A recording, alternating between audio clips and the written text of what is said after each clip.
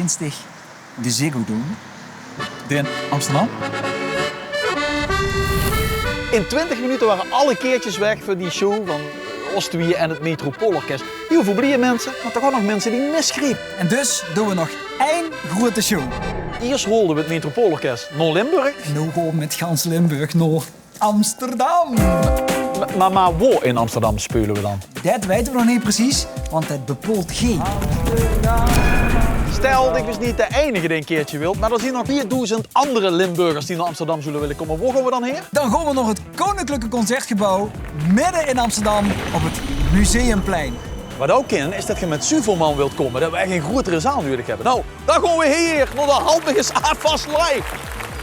En in de meest bizarre gevallen, stel Limburg, je wilt echt met 10.000 man komen. Dan stonden we dus straks hier met de allereerste dialectpopshow ooit in de Ziggo Dome. Dit nemen we dan wel de Zuurdoom.